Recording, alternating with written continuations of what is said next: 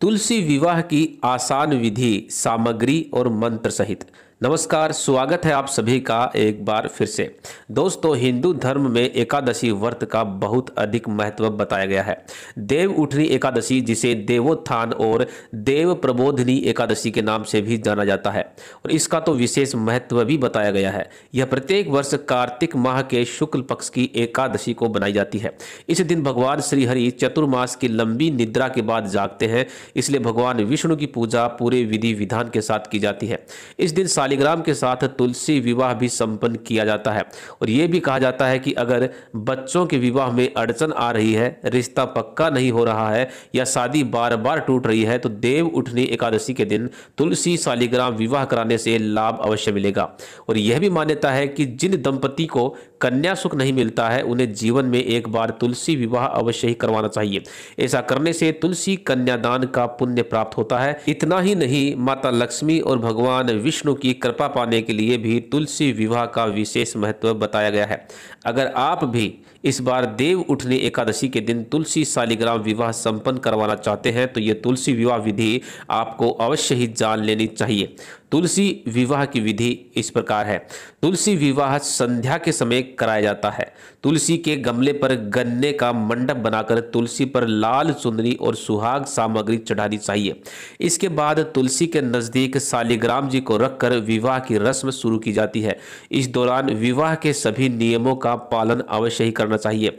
साथ ही जिनको तुलसी विवाह कराना है, वह स्नान कर साफ कपड़े पहन ले, और जिन लोगों को तुलसी कन्यादान करना है, उन्हें इस दिन व्रत रखना चाहिए। शुभ मुहूर्त में तुलसी पौधे को आंगन या छत पर चौकी पर स्थापित करें। एक दूसरी चौकी लें जिस पर शालिग्राम को स्थापित करें। चौकी पर अष्टदल कमल बनाकर कलश स्थापित करें। कलश पर स्वास्तिक बनाएं और ऊपर आम के 5 पत्ते रखें। एक साफ कपड़े में नारियल लपेट कर कलश के ऊपर रखें। तुलसी के गमले पर गेरू मिट्टी लगाएं और तुलसी के समक्ष घी का दीपक अवश्य जलाएं। तुलसी के गमले के पास रंगोली बनाएं। तुलसी शालिग्राम जी पर गंगा जल से छिड़काव करें। ध्यान रखें कि शालिग्राम की चौकी की दाईं तरफ तुलसी का गमला रखा जाए, यानी कि शालिग्राम की जो चौकी है, शालिग्राम जो रखा गया है, उनसे दाईं तरफ तुलसी जी का गमला होना चाहिए। तुलसी को रोली और शालिग्राम को चंदन का तिलक लगाएं। तुलसी के गमले की मिट्टी पर गन्ने का मंडप तैयार करें। उस पर सुहाग का प्रतीक लाल चुनरी चढ़ाएं। फिर तुलसी गमले को साड़ी लपेटकर चूड़ी पहनाकर दुल्हन की तरह श्रृंगार करें। शालिग्राम जी को पीले वस्त्र पहनाएं। तुलसी शालिग्राम को हल्दी लगाएं।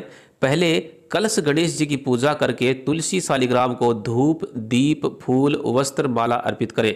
तुलसी मंगलाष्टक का पाठ करें और हाथ में आसन समेत शालिग्राम जी को लेकर के तुलसी जी की 7 बार परिक्रमा करें। भगवान विष्णु और तुलसी जी की आरती उतार कर उनको भोग लगाएं और विवाह संपन्न करें।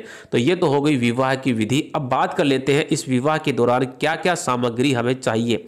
तो विवाह की सामग्री इस प्रकार है। तुलसी शालिग्राम विवाह के दौरान पूजा में मूली, आंवला, बेर, शकरगंध, सिंघाड़ा, सीताफल, अमरूद और अन्य ऋतुफल विवाह स्थान पर रखें।